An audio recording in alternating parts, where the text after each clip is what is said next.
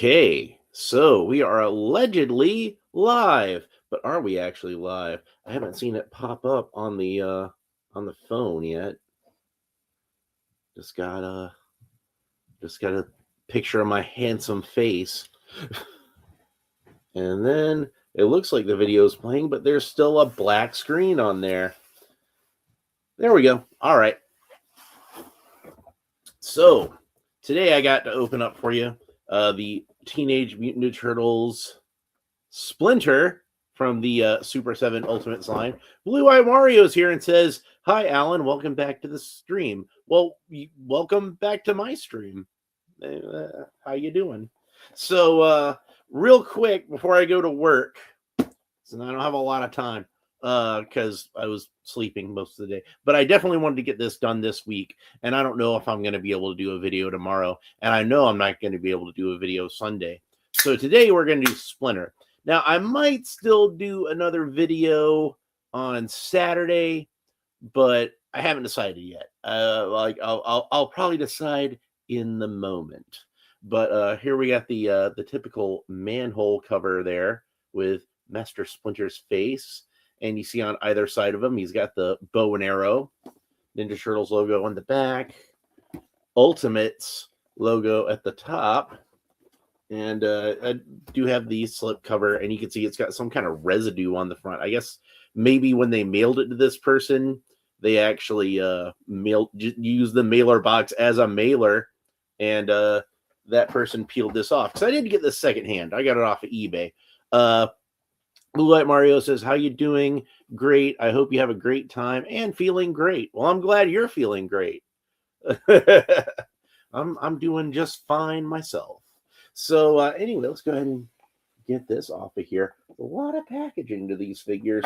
Now, from what I understand, they don't have the slip covers on the newer figures anymore, and so there's less packaging on the SUPER7 figures. But I don't know. I'm probably going to keep this packaging, so I don't mind that there's a lot of it. You know, if it was stuff I was just going to throw away, that's when I'm like, why are they putting so much of this on it? But I'm probably going to keep the SUPER7 packaging. So there's what the back looks like. You see you got the graffiti of the Ninja Turtle logo on there. Blue Eye Mario says, "My dog wants to see your t-shirt." Well, who am I to say no to your dog? It's Wolverine. Got that at Walmart a while back. So but yeah, it's got the bio on the back, SUPER7, Nickelodeon, got the little power box here. You see it's a green brick logo because he's a good guy. And in fact, it says Splinter, the good guy leader. And it reads, "Splinter, a mutant rat, is the philosophical and martial arts teacher, the sensei to the Teenage Mutant Ninja Turtles. He is a master in ninjutsu and has taught the turtles the secrets of the ninja, the Bushido Code, and the warrior's way." Now, one thing it does not say on here is whether or not this guy is Hamato Yoshi himself, who got mutated into a rat, or if it's Hamato Yoshi's pet rat that got mutated to be more human-like. It does not say that on this bio, although there are hints of it on some of the other bios. Like I said, when I read the Shredder's bio a few episodes back, that one does say that Hamato Yoshi is now Splinter. So I'm guessing in whatever continuity that this line is supposed to be in, whether it's the actual animated continuity or its own continuity entirely, in this version, this character is indeed Hamato Yoshi, who's been mutated into a rat. Blue Eye Mario says, "Yeah, I have my dog. It's a girl, and her name was Muffin." Yeah, I remember you telling me about that. You got her around Christmas time. So, hope she's doing well. All right, so let's go ahead and open this up. Ooh, that kind of came apart. This did not come from a non-smoking household. I'll tell you that right now. I think they smoked camels. It smells like camels to me anyway. That's what my stepdad used to smoke. Yep. They were a smoker. Thankfully, I'm not somebody with any kind of allergy or anything like that, so it's not gonna bother me. But when I started to take this out of the package, the blister came out here, and what I was saying about how I suspected that uh, it had been opened up once before and everything put back in the package. Well, the tape is untaped from this blister, and I was not expecting that. So I think what probably happened with this, what I'm guessing happened with this, is that this person probably just took out the figure, and you can see the arms don't quite match up with the space. That this person probably just took out the figure and whatever accessories they considered essential, and then left the rest in the box. So like the throwing stars are taped in here. The cane is fairly easy to get out. It doesn't seem like the cane was taped at all originally. And then there's another cane over here. There's two different canes. So we're going to talk about that and what the purpose of those two different canes are. Got the bow. And this is taped into the back in a little baggie. Got a little plastic version of his robe. We're going to set that aside for now. And in the extra blister back here, we got some of the other accessories. So let's talk about those first before we do anything else. Get all those out of there. So first of all, Splinter comes with one baby mutant turtle, not quite mutant turtle. And if you remember, I put all the parts from the Mauser in here so we can get one of these baby turtles out.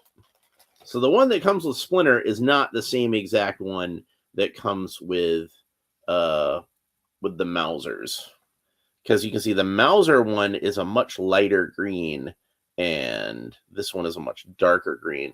This one looks more like Raphael, and this one looks more like Leonardo as far as like what their green colors are. But both the ones that come with the Mauser are identical, but the one that comes with Splinter is that much darker green color. So you can buy an extra Splinter to get the fourth turtle, or you can buy another Mauser set and get 5 turtles. Now they did do a later version of Splinter that was flocked, and I don't remember whether or not that one comes with a baby turtle. So I guess if you wanted to get both versions of Splinter, that might be a possibility, but I don't know. So don't hold me to that. So then the other actual accessory that's in here, besides the extra hands, which we'll get to those in a minute, is of course you've got the weapons tree with all of these weapons attached to it. So you've got the cane in 2 parts with the sword and the sheath. We'll talk more about that in a minute. We got 3 arrows. We got 2 throwing stars, and that's it. So not even all the weapons are on the weapons tree this time. And I'll talk about why I think that is in a minute for the bow. But first I want to talk about this staff, this cane walking stick that's not on the weapons tree. That one could have been on there very easily, but it's not. But yeah, this is probably more like what the Splinter weapons tree had from the original figure. Only instead of having these separate arrows, it would have had the bow and arrow. So set that aside. In that one, remember the bow, the arrow was sculpted onto the bow. It was all this one. Blue Eye Mario says, "Can you say hi, Muffin? It's me, Alan. I hope you have fun with your brother. Best friends for life." There you go. I said it. All right. So let's see here. The hands. I got to do the hands. All right. So Splinter comes with, as SUPER7 figures tend to do, he comes with several hands. So let's have a look at them. And he's got 2 solid fist hands, so he can punch Shredder right in his metal mouth. There we go, 2 solid fist hands. Set those aside. And then we've got, if I can get that's in there tight. We got 2 kind of clawing or gesturing hands. Very rat-like. I like those. Those are really cool. And they look like they could hold accessories. And in fact, might be better to hold certain accessories in this set. But we'll get to that. And then we'll get to that right now. Because, oh, we still got 2 more hands in there. Then we'll get to that. Almost forgot. So we got, come on, you jerk.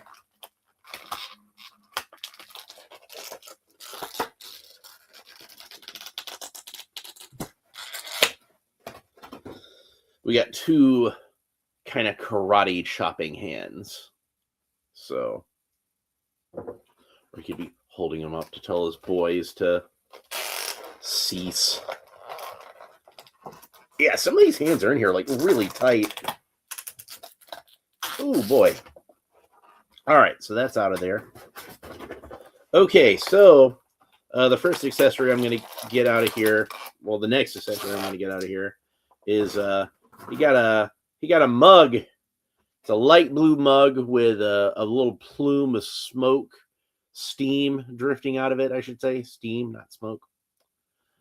Probably tea. I know he likes his tea. So we can set that aside. And then we got the 2 throwing stars. Now, interestingly enough, these seem to be like smaller throwing stars than the ones that came with Shredder.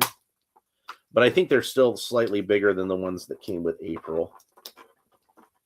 If I can get them out of there. Come on, you. But yeah, since I still happen to have one of the Shredder throwing stars here, I can show you.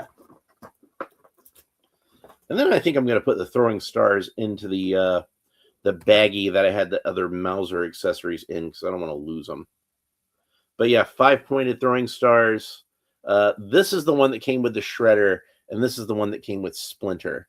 So you can see that the Splinter one is much smaller for whatever reason. Oh, and there was one Mauser accessory I forgot to put in there, which was Baxter's remote control. So why don't I go ahead and put all of those into the Mauser accessory baggie, because I don't want to lose anything. All those little teeny tiny parts. Oh, there's one of Casey Jones's hockey pucks. I'll put that in there too. It looks like the other hockey pucks got knocked into the ground, but whatever. I was kind of expecting those to get lost. Is what it is. Let's see. I'm sure they're around here somewhere. I can probably find them again. Hopefully they're not under my couch. Under my couch is stuff that I'm never going to see again. Damn, tape. Come on.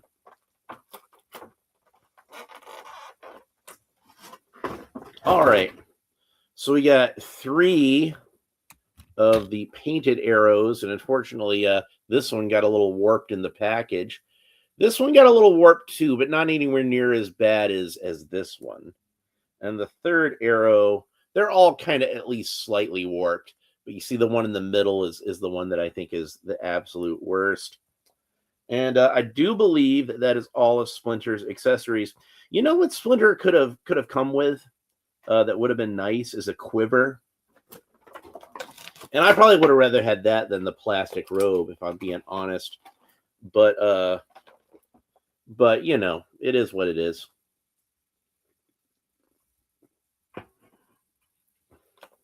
Let's go ahead and talk about that plastic robe before I get to the actual figure itself. Okay. It is a soft, rubbery plastic. It's molded in that kind of burgundy sort of color like the original Splinter robe was in. So Splinter in the comics, of course, the comics were black and white. So no telling what color that his robe was supposed to be in those. But In most reprints where they color the black and white comics, they tend to make his robe kind of like a tan, beige, grayish color, and that's what color his robe was, I believe. I think he had kind of a tan robe on the 2002 Ninja Turtles cartoon, and he certainly had like a tan robe in the 1990 movie and its sequels. So most versions, I figure Splinter has a tan robe, but some versions, the the original action figure and the original cartoon and the Nickelodeon, the 2012 cartoon, those he had these kind of burgundy color robes. So that does fit with the tradition. I doubt I'm gonna do anything with this. I like the soft goods robe. That's more, to me, more reminiscent of what the original figure came with, even though it's not going to be identical. But anyway, let's go ahead and take the figure out of the package. And you can see these two little holes here. That's where the twist tie would have been. And like I said, I'm pretty sure this figure was actually removed from the package. I don't remember whether the seller said that it was on eBay or not, but I could tell, when I was looking at the figure, when I was examining him closely, I could tell that it was a figure that had been taken out of the package before. But I don't remember if he mentioned that in the description or not. He probably did. But I don't remember. It's been a while since I bought this one. I've been sitting on these for a while. Anyway, so here we have Master Splinter out of the package, and the head sculpt does look very similar to what I remember that original Splinter figure looking like, and he's got those plain white eyes. But one thing that's different is like the way that original Splinter figure was sculpted and painted. It seemed like they sculpted in like a white, like an eyeball, and then still had white painted around the eyes. And this one kind of corrects that problem. And they're just kind of like these, like, kind of Batman looking eyes. He's still got the all white eyes, but it's all like a smooth shape. It doesn't have an eyeball sculpted into the whites. And he's got the buck teeth, the big old nose, the big old snout. And they obviously based the original Splinter figure on the illustrations from the comic books, and how successful they are at capturing them. Your mileage may vary, but I thought they did a pretty good job of capturing the look of Master Splinter from the comic book. I think the only problem with the original Playmate sculpt, as far as looking like the comic book version of Splinter, is I think they made his nose a little too big. I remember Splinter in the comic book as having he has a big snout, but he has a tiny little nose at the end of it.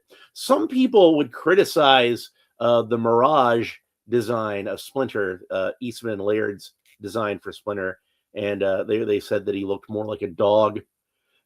And I believe Peter Laird actually made a joke about that in the first issue of Ninja Turtles that he did solo, and had like the paramilitary militia type group that the Ninja Turtles and Splinter were having the conflict with in the woods, that they said it's some kind of dog. So he actually did acknowledge that and make a joke about that. So that's nice. Now, I said that the head sculpt is very close, and the tail seems to me like kind of close, but it's a little pointier at the end, which is good because rats have pointy tails like that. And he's got like an elastic belt, which I don't know how easy this is going to be to take off, because it's not like Shredder's elastic belt where it has like a Velcro closure in the back. This one has a little metal buckle on there, and it looks like the buckle actually is functional and has the elastic threaded through it. But I don't want to unbuckle it, so I'm going to hold that buckle tight. And since it is an elastic belt, I'm going to try to stretch it over Splinter's body, and that's easier said than done, because that tail is going to get in the way, but I did manage to get the belt off fairly easily. And then we could take off this robe, because I want to take a look at Splinter's physique underneath. Now, a lot of people really dislike the original Playmates Splinter figure because, like, the shape of the body is weird and looks kind of portly and shapeless. But from what I'd seen online, this Splinter is a Shredder. I don't know why I said that. This Splinter is a bit more jacked, and you can see he's got like muscular arms, very lean muscular arms, and he's got more of a V going on than that old Splinter figure had. So that's the main reason I wanted to take off the robe, is because I wanted to show off that jacked physique that the character had. But while we got the robe off, now is a great time to talk about the articulation. So Master Splinter can look up that far, not very far. He can't look down very far either. There's a limited amount of movement as far as looking up and down. I don't know if you can tell, if you've already seen, but his neck is at a little bit of an angle as far as the articulation goes. So the neck does rotate all the way around, but when it rotates up like that. So he can't really look from side to side very well, unfortunately. I think they could have designed this neck joint a little bit better, but whatever. Maybe they just did the best they thought they could with it. Splinter has a single joint in the middle of the abdomen. I'm going to skip the arms for now because that abdomen joint was moving around anyway. So there's not really a waist swivel. He just kind of has that ab joint there, and it does have some side to side movement, some a little bit of back and forth movement, but not a whole lot. Side to side movement is a bit better. And then, of course, that rotates all the way around. His arms rotate all the way around the shoulders, and they raise up to the sides about that far. It did get kind of stuck a little bit, like where the lip of where the joint is kind of got caught at the shoulder. But don't be fooled. You can get it to move up all the way if you want to. Master Splinter can kick up very far. That's a great range of motion there. That's worthy of a ninja master, I must say. And then he can do the splits, no problem. In fact, it seems like this one leg I was able to get a little high. Yeah, there we go. Man, look at that. That's some flexibility there. Our boy's been doing some yoga, hasn't he? And then a single joint of articulation at the knee, bends slightly more than 90 degrees, and then that rotates all the way around, except for it got kind of stuck there, but I got it loose. Does not have a boot cut, but he does have, well, actually, he does have like almost like a McFarlane ankle articulation, where there's like a ball joint in between, the ankle is actually a ball joint that's in between the shin and the foot. So there's articulation where the foot meets the ankle and where the ankle meets the shin. It's almost like a McFarlane joint, but not quite. And then, of course, he's got an articulated tail. So let's talk about this tail for a little bit. So the tail is on a hinge that can move up about that far and down about that far. And in addition to that, it rotates all the way around. So there's some good articulation in the tail. But not only that, something that I noticed that really excited me is there is another point of articulation at the midpoint of the tail where the gray skin part of the tail meets the furry part of the tail. So you can get a lot of good posability out of this tail. That's really cool. Now, I know I said I wasn't going to put this on the figure, but what I really meant was I'm not going to leave it on the figure. I am going to go ahead and put it on the figure so that it will, so that I can demonstrate what it looks like. And I have heard a lot of people say that they actually prefer this plastic robe over the fabric one. And I really doubt that that's going to be the case for me. Because I like the soft goods robe an awful lot. And like I said, the original figure came with a soft goods robe. And even if it didn't, I just kind of prefer soft goods fabric parts in general a lot of the times. And it seems like it's going to be kind of a pain to get this this peg in this hole where his belt buckles. Yeah, remember the original, and it's got the peg sculpted on there.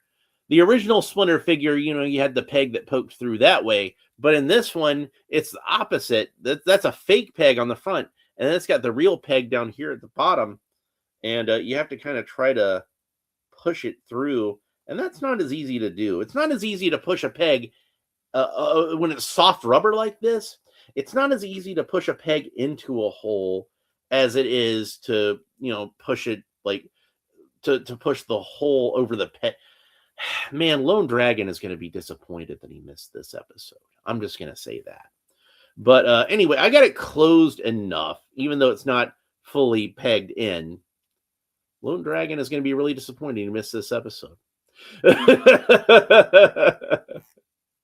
Yeah, Lone Dragon, if you see this in the replay, you can just make your jokes in the comments. It'll be fine. But that's what he looks like. It's not a bad robe, and I can see why some people might prefer this one over the fabric robe. The one thing that I will say that I like better about this one versus the other one is I do feel like the belt is more accurate with that old school Playmates style buckle. So, but neither of them are really made like the way the original robe was made, where it was almost kind of like more like a tabard that went over like his whole body, and the belt was the thing that held it together. It was just one piece of fabric that was kind of vaguely semicircle with like a thing coming down, and then but this is actually like a real kind of vest type robe, and there's no sleeves on it. But of course, Splinter didn't have sleeves on the original figure, and the original comics, his robe usually didn't have sleeves on it. So that makes sense. This is accurate to Mirage. So I'm going to go ahead and fold this back. Now, on the cartoon, he was wearing a formal kimono. It was a little raggedy because he'd been living in the sewers for like 15 years or something. I'm going to go over the top this time. I think that might be easier than going from the bottom. Lone Dragon is going to be very disappointed he missed this episode. But he showed up in the episode I did earlier this morning, where I did that Manny Faces figure. Yeah, I did 2 episodes today because I wanted to get caught up. And I'm not sure if I'm going to do an episode on Saturday. So, but yeah, I was able to get his robe fastened back together properly. I'm pretty sure that Splinter in the comic book isn't wearing like a proper robe. I'm pretty sure it's just some random piece of fabric, like a blanket or a tablecloth or a bed sheet that he managed to tie around himself and make into a robe. And I'm pretty sure that the like I said, the Playmates version was very much based on the Mirage comics. So I'm pretty sure that was what they were going off of. Anyhow, let's go ahead and talk about some of these accessories. So remember how I was talking about how these kind of clawing hands would be good to hold certain things. And one of the things I mentioned was the mug. So let's go ahead and just put the mug in that hand. I think that'll be the best hand to hold on to this. Like the regular gripping hands, they're made more to grip, weapons and things like that. And I don't think that this would fit very well into that. And honestly, this doesn't seem to be fitting very well into it either. I was hoping that would fit in between the thumb and the fingers, but the thumb doesn't quite want to wrap around it. So what I can do, I thought I'd seen somebody have this where he was holding it, but I can't really get it to do very. Let's try the left hand. Maybe I'll have a little better luck with that. Because I thought I'd seen a video where somebody had him holding the mug. No, that's not going to work. And unfortunately, the mug handle is a little too small for me to fit on any of the fingers.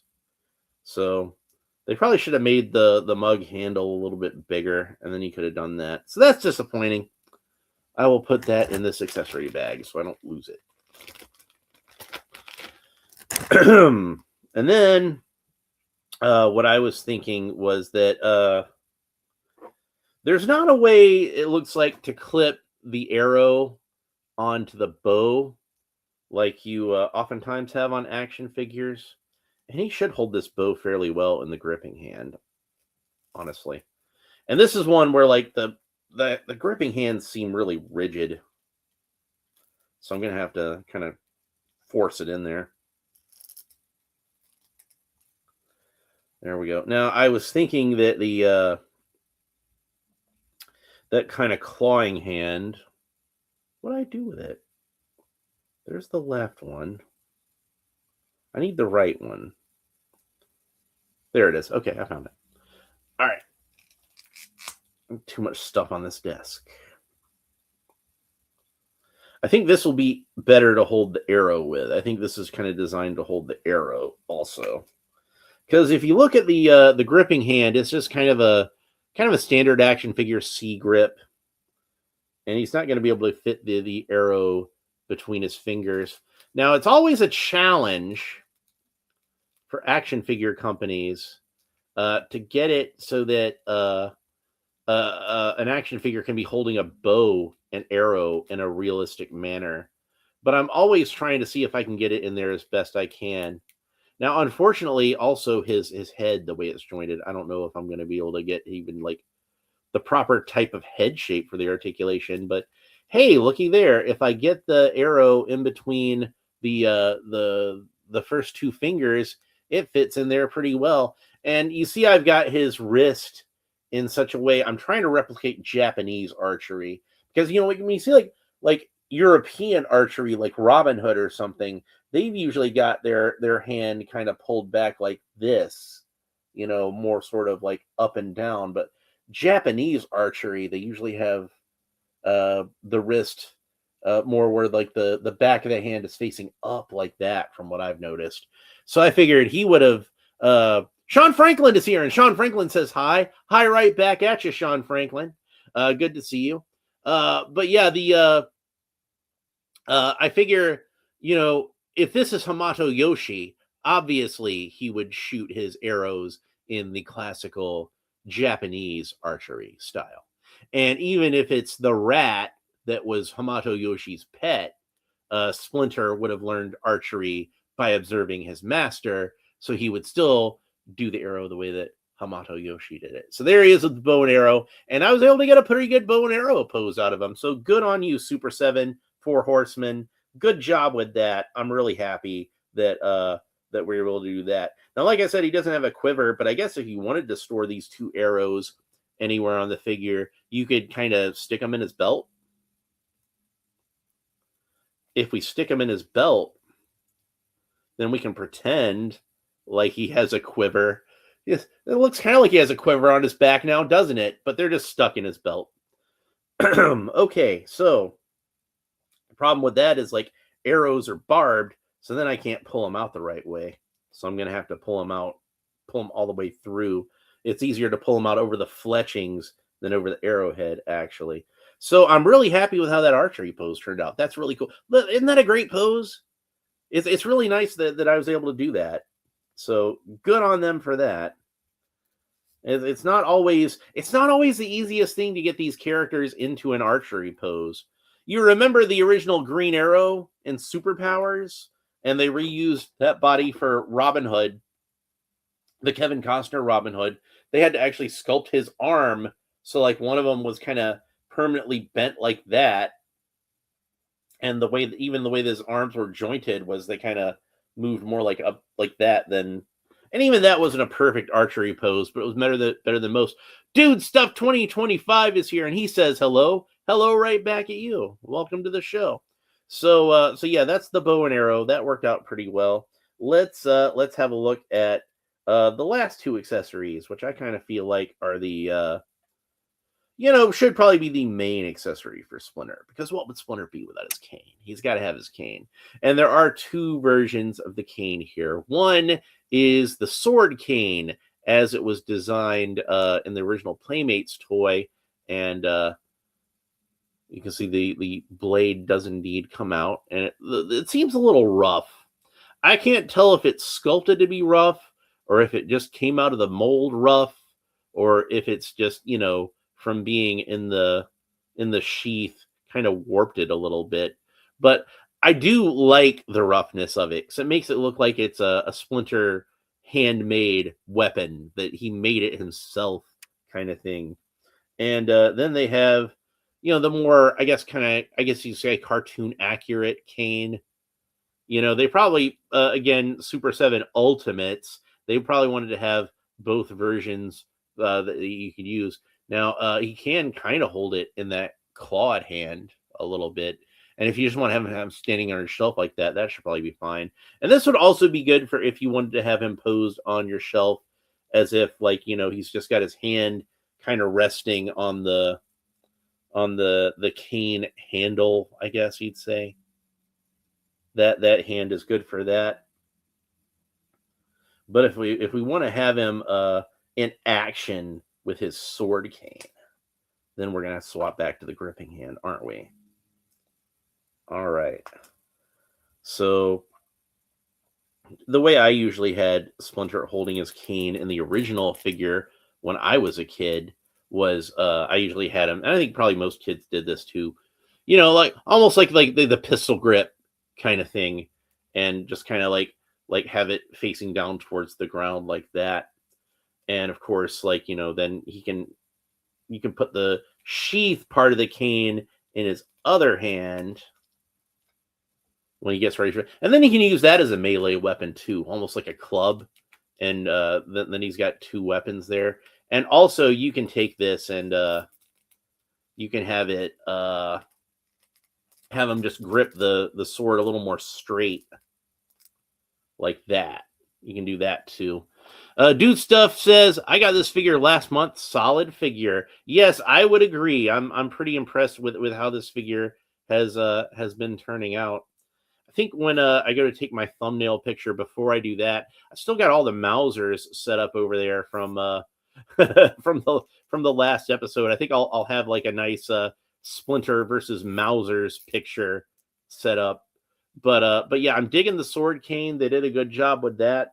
But I am really happy that they did include the more traditional looking cane, the more, I guess, cartoon accurate cane. This is probably more like what his cane looked like in the cartoon, right? So, and that gives us an extra cane to play around with. I can give one of the other Splinter figures a cane or whatever. Now let's see how he stacks up against some of the other figures, some of the other Ninja Turtle figures that we have.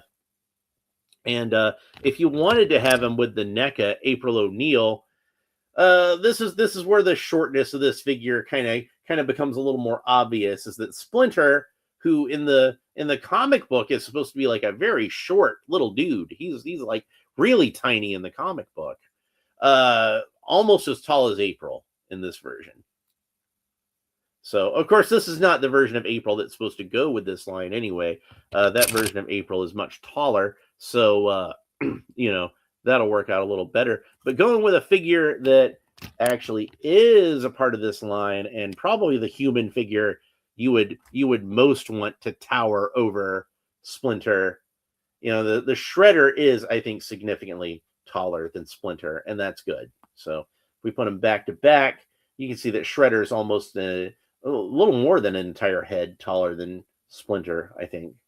So even still, this version of Splinter is a bit larger than how he was portrayed in the comic book, but this is accurate to how Playmates did Splinter. Now, I haven't opened up the Super 7 Ninja Turtles yet, and we'll be doing that next week, starting with Michelangelo.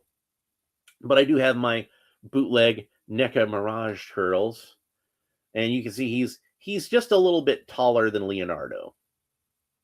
And for me, like I said, Splinter should be shorter than the boys. But if you're a fan of the 2012 Ninja Turtles cartoon, I think Splinter actually was taller than the boys in that. So, and to be honest, like I said, this version of Splinter, I do believe, is supposed to be Hamato Yoshi mutated into the rat, not the rat mutated to be more human-esque. And if he's a human, it makes sense that he'd be taller than if he was a rat. You know what I mean? Because rats are like really small. Like a rat maybe like that big. A big rat maybe about that big. I don't know. I don't want to meet a rat that's bigger. I don't want to meet a rat at all, but I definitely want to meet a rat that's bigger than this. No offense, Splinter. You're the exception to the rule. I would not mind meeting you. You're a cool dude. But But yeah, like he would have to do a lot of growing to be anywhere near the size of a human being. Uh, Whereas, like, if Hamato Yoshi got mutated into a rat, I can believe that he would shrink a bit. So, if Hamato Yoshi was a comparable height to Oroku Saki when he was a human being, when he got mutated into a rat, he shrunk a little bit. So that makes sense to me. That works. To compare him to some other figures that I happen to have here on the desk, other figures that should allegedly be in this scale. There he is next to a McFarlane Toys Commissioner Gordon. And here he is next to He-Man. Quite a bit shorter than He-Man. And that's a Masterverse He-Man, by the way. And I'm being complicated. And what the hell, while I've got Dracula over here, we might as well see him next to Dracula from the NECA Universal Monsters line. Just to see his height next to some things. Just to compare. So Splinter, as Dude Stuff mentioned, is a very solid figure. And I'm glad I was able to pick him up, and I'm glad I was able to get him for cheap. This is one that, like I said, I picked him up secondhand on eBay, and he was rather inexpensive. And it's probably because the owner was a smoker, and like figured I'm just gonna get rid of this for cheap because a lot of people would be very particular about that, but thankfully I'm not.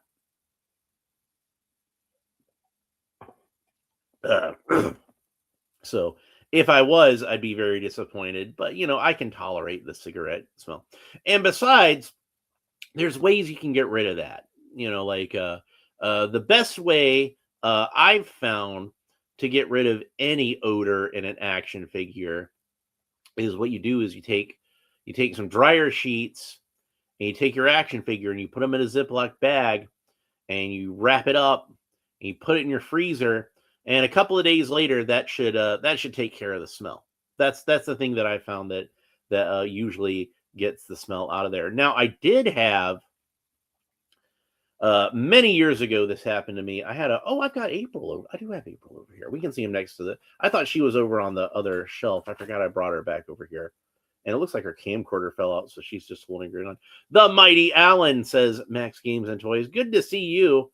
You're at the tail end of the show, unfortunately. But it's still good to see you. Yeah, like it looks like her camcorder fell off of her gun, so she's just got her gun there. But yeah, you can see like even this version of April is just a little bit taller than Splinter. And that's the one, like I said, that's supposed to go with this Splinter. But like I said, it makes sense that a Splinter that mutated from a human is a lot taller than a Splinter that in the comic book mutated from a rat. So I'm just going to put all of the Splinter accessories I'm not using into this Mauser bag. You know what? I got a bunch of other SUPER7 accessories too for other Ninja Turtles things. And I might as well do that right now and get some of this clutter off of my desk. And we'll just put all the SUPER7 extra hands and everything into this bag.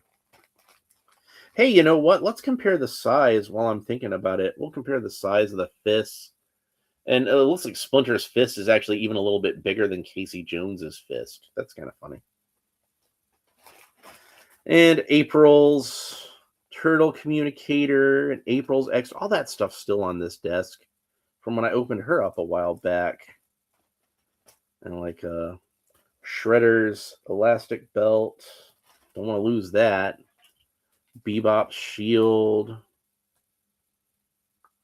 I have no idea what this hand went to. Looks like a G.I. Joe. A lot of extra April O'Neil hands. A lot of extra Shredder hands. April's Press Pass. A lot of stuff I don't want to lose at all. Mr. Terrific's extra faces. I don't want to put those in here. I don't want those with my Ninja Turtle stuff. A lot of G.I. Joe parts.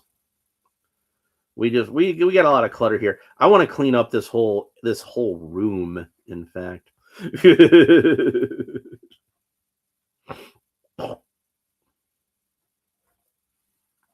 I think that's all of those. Okay, so moving on. That Shredder looks like Splinter. Did I say Splinter Shredder? I don't know. So I get confused sometimes. Splinter, Shredder, they both start with an S and end with an R. It confuses me. But yeah, we got the there's the Shredder and Splinter. So the Shredder is splintered. But yeah, I do really like that April figure. Both the SUPER7 and the NECA April are really good. And I think if I had to pick one that I prefer, I would wind up going with the NECA figure, even though she is too short and should be taller. And I think if this figure was like maybe like half an inch taller, she wouldn't even have to be as tall as the SUPER7 one, but just half an inch taller, I think would make her a lot better. But she's still a great figure. I love this April. I think she's great. I love that April, and this April's good too. I like that April. So they both did a good job with April. Max Games and Toys asked, what do you think about Playmates losing the TMNT toy line? Well, it's it's kind of a very it's one of those really bittersweet things where like I'm saddened by it, honestly, because Playmates and Ninja Turtles have been like partners for so long, and it's hard for me to think about like a world where Playmates isn't making Ninja Turtle action figures. And it seems to me like every toy company is making some kind of Ninja Turtle action figure these days. Like Mattel got the Ninja Turtle license, but they'd already made Turtles of Grayskull, so they'd already been making Ninja Turtle figures. And I'm kind of like, can't just every toy company keep making it? It seems like that deal just says Playmates is the only toy company now that can't make Ninja Turtles figures. You know what I mean? But I don't know how the Mattel deal is going to affect NECA or SUPER7 or anything like that. I don't know if their deal is just for children's toys, or if they're going to get like the adult collector type stuff too. So and of course, like Hasbro made Ninja Turtles Transformers crossovers and Power Rangers crossovers, and it seemed like every toy company had some kind of Ninja Turtle thing going on. And if Mattel's got the main license, in some ways it's really exciting though, because like if Mattel has the main license and they can do whatever they want to with Ninja Turtles, like I'm excited to see what they're going to do with it. Like, it's kind of like the same thing as like with McFarlane losing the DC license and Mattel getting that. Man, Mattel's been getting a lot in the win column recently, haven't they? But yeah, like I want to see more McFarlane stuff, and I'm sad when McFarlane. I'm going to be sad when McFarlane's done. But at the same time, I'm excited to see what Mattel's going to do with it. So it's I think that definitely with McFarlane and DC, there's some things that Mattel I just don't think are going to be able to do as well as McFarlane though. And I kind of feel like anything that Playmates can do, Mattel can probably do better, if I'm being honest about it. But at the same time, it's the whole question of tradition, and do I want to see a world where Playmates isn't making Ninja Turtles figures at all anymore? And that seems to me like a world that's like a slightly sadder place, if that makes any sense. But still excited to see what Mattel's going to do. So, and hopefully they'll do some good stuff. I like Mattel. I know a lot of people be critical about Mattel for various reasons, and a lot of those are deserved. But I kind of feel like overall Mattel's a really good company and puts out a lot of really good stuff. And like I said, I've been loving the Master Universe Origins figures. Those are fantastic. and I love the Masterverse figures, and I kind of feel like that scratches two different itches for me as far as like, He-Man toy lines go. You got one that's a little more sort of kid friendly and toyetic, and you got another one that, like, goes more for like the detailed sculpts and the detailed paint jobs and everything. Like, that's a fantastic figure. And I know, like, a lot of people say, and I might even agree with them overall, that like Masterverse isn't as great as like Classics was, but Classics was never made to be like a mainstream toy line anyway. That was always like a high-end collector's line. And as far as something that you can walk into a Walmart and pick something like this up, that's a pretty good figure. That's a great figure. Is it on the level of the stuff McFarlane's doing? Probably not quite, but Mattel needs to bring it, is what I'm saying, with their DC stuff. And frankly, they need to bring it with the Playmate stuff, because even though, like I said, I think Mattel is capable of doing stuff even better than what Playmates did, like, they can't rest on their laurels. They've gotta push it to 110%, because people are so used to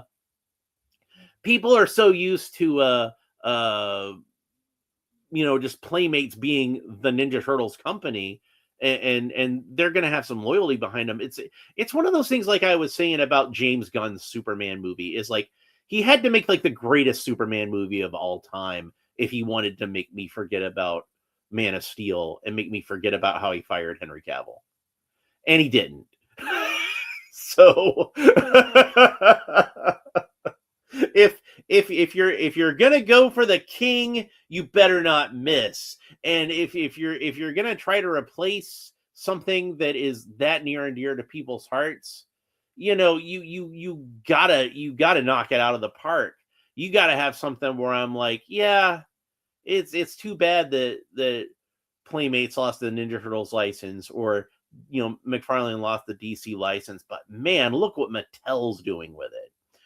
Dude Stuff says Playmates cannot really make collector figures, to be honest, so it's not that big of a deal. Yeah, like I've seen figures that Playmates has tried to do, like, their collector type figures, and while I feel like they're pretty good figures, they're not as good as the stuff that NECA is making with the Ninja Turtles, or the stuff that SUPER7 is making for the Ninja Turtles.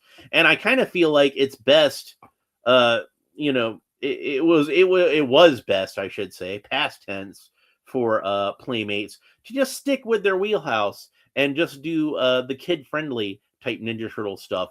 Like the remastered figures, I thought those were great. And you can find my video of me opening up the box set from Target, and how I loved opening up those figures. And like, the Ninja Turtles figures from that set were all fantastic. The Splinter figure from that set is one of the best Splinter figures I've ever had. Not quite as good as the Super 7 one that I just opened up, but still, it's a pretty great figure. The Shredder figure that came with that set, I really liked the Ninja Turtles and Splinter that came with that set.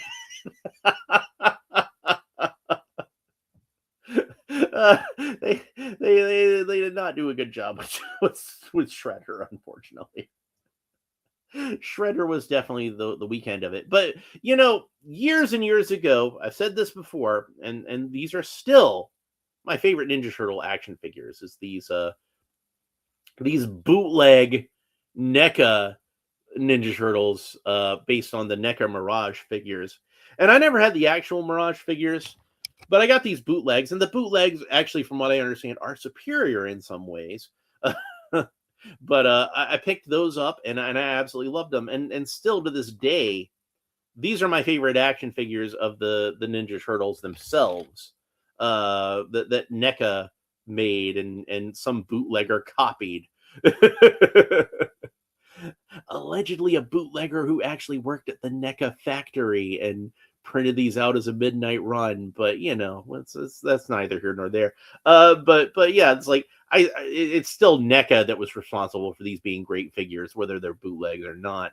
But yeah, these are like my absolute favorite figures of the Ninja Turtles themselves.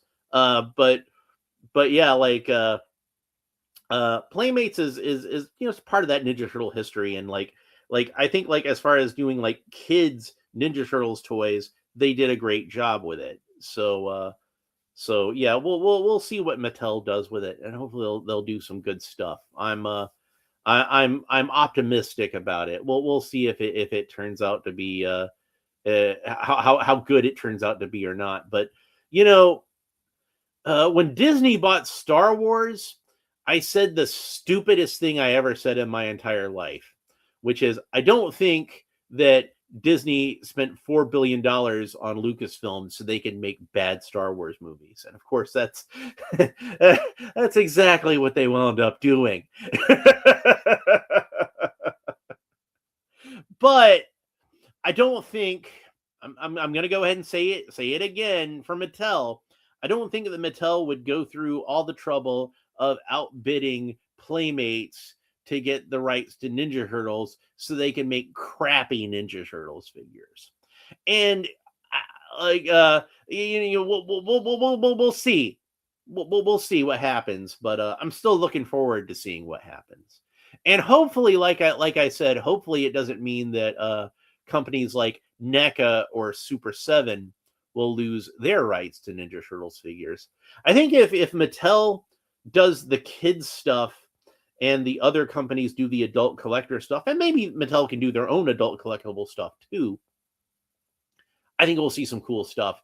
And like I said, I'm looking to see somebody else's perspective on Ninja Turtles. Like I bring up Doctor Who a lot with this kind of thing, but it's like watching Doctor Who and you've got this doctor that you like, and that's your doctor. You're a David Tennant guy.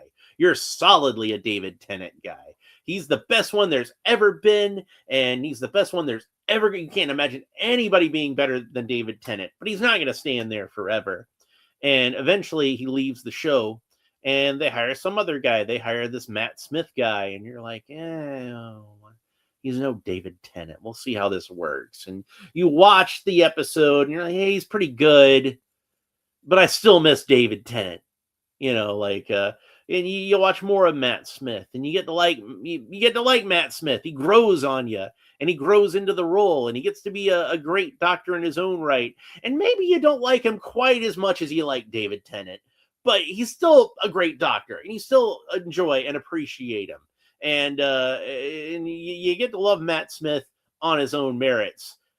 But Matt Smith ain't going to stick around forever. And then here comes this guy, Peter Capaldi, that guy that curses a lot on that other show. He's going to play Doctor Who.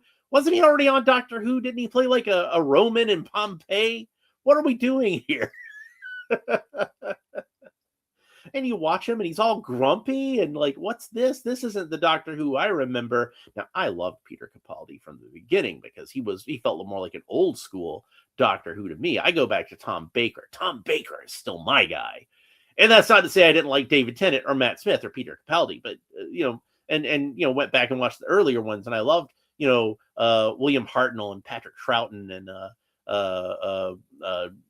John Pertwee, who's my second favorite Doctor. I love John Pertwee, but then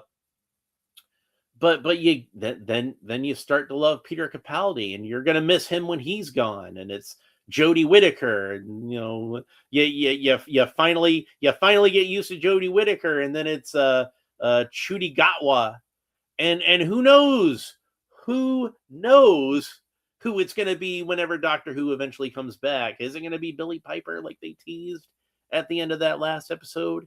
Is it going to be somebody completely different? Maybe they'll reboot the whole damn thing. Who knows? But like I said, there's a part of you that's excited for the new guy, and there's a part of you that's always going to miss the old guy. And that's kind of how I kind of feel about Mattel getting both the Ninja Turtles license and the McFarlane license. That was a really long answer to a really simple question.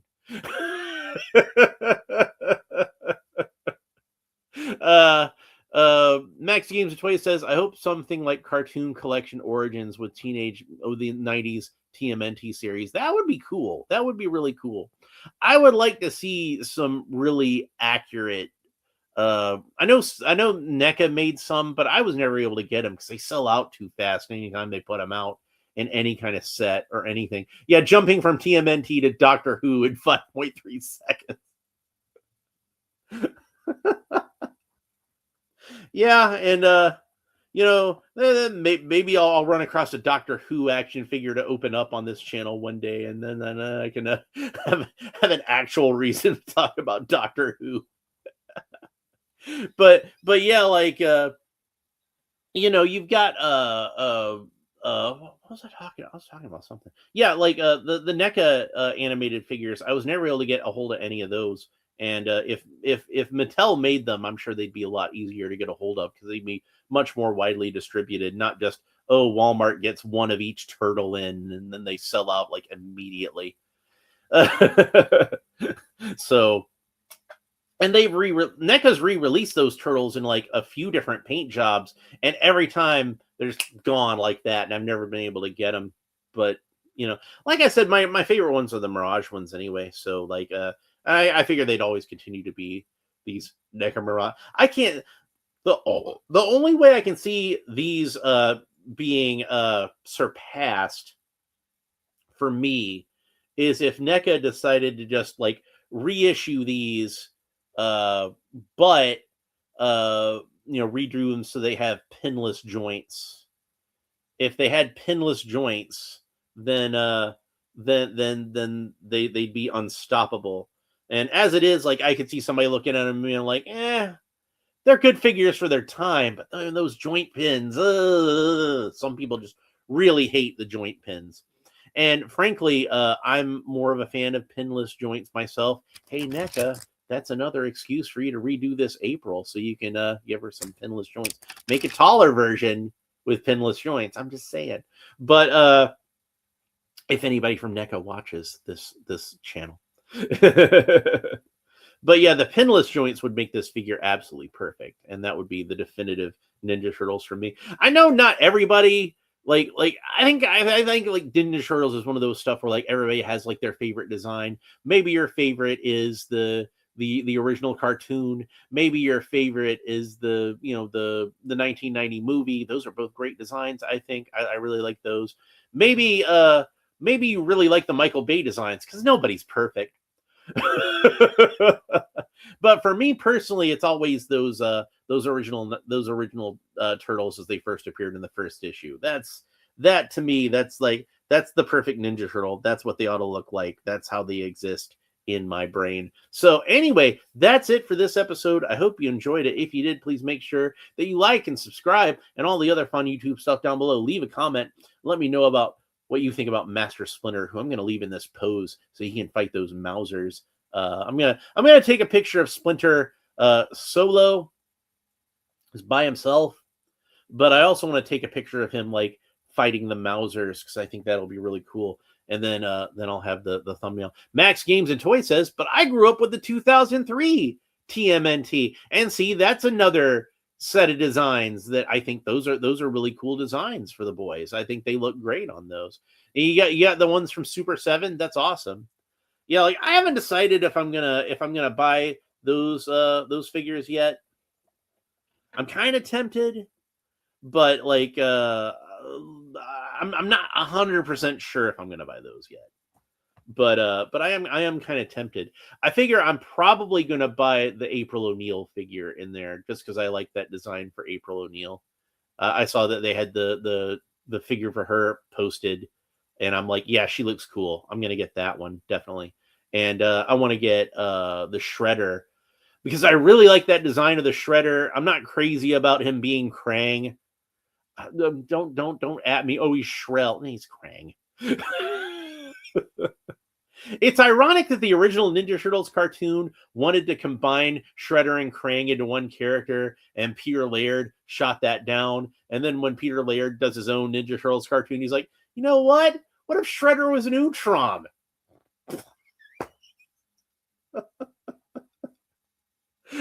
Okay, Peter. Yeah, like I know a lot of people like the Utrom Shredder, and I'm not trying to talk smack about him, but to me, the Shredder is Oroku Saki. He's a human ninja master, and like I love that character. Why would I want to see him replaced with some other character? I like this guy. Maybe I should get a picture of Splinter fighting the Shredder too. But I think I've got the silver Shredder over there, so I think I'll have him fight that one. But anyway, that's it for this episode. I hope you enjoyed it. Please make sure that you like and subscribe, though, because YouTube likes it when I say like and subscribe. So I like to say like and subscribe. Leave a comment. I like it when you leave comments. Tell me what you think about this figure. Lone Dragon, if you're watching this in the replay, you can tell me how disappointed you were at the opportunity to make dick jokes while while I was talking earlier about pegs and holes. So anyway, thanks for watching. Next episode, I'm going to be back with something. I don't know what yet. It depends on what day it is. If I decide to do an episode on Saturday, I'm probably just going to pick something out of that Big Bad Toy Store box at random. And if my next episode winds up being sometime Monday or later, then it's going to be Michelangelo from the SUPER7 Ultimates line. So next week, I am definitely going to open up, because it's been a long time coming, I'm definitely going to open up the Ninja Turtles themselves from SUPER7, and we'll get into talking about all of that. And I do have all four of them. I have Michelangelo, Donatello, Leonardo, and Raphael. And that's the order I will be opening them in, because that's the order that I always open them in, because that's the order in which is ascending to my favorite. So, yeah, Michelangelo is my fourth favorite Ninja Turtle. Sorry, guys. Like, I don't like to say least favorite Ninja Turtle, because it implies I don't like the character. And I love all four of those guys. It's just like, I like Donatello just a little bit more than I like Michelangelo. And I like Leonardo just a little bit more than I like Donatello. And that gap has actually shrunken. I've grown to appreciate Donatello a little bit more while I've been on this Ninja Turtle kick I've been on lately. But still, I like Leonardo just a little bit better. And of course, my most favorite is Raphael. Well, just a little bit better than Leonardo. And I really like Raphael and Leonardo together, because I like the way that those two characters play off of each other. So I would probably not like Raphael as much if he didn't have Leonardo to clash up against. And I wouldn't like Leonardo as much if he didn't have Raphael to push back on him as much as he did. It's the chemistry between those two characters, I think, that makes me love them the most out of all four of the boys. So anyway, but that's it for Splinter. I hope you enjoyed this episode, and we will talk to you next time. Bye.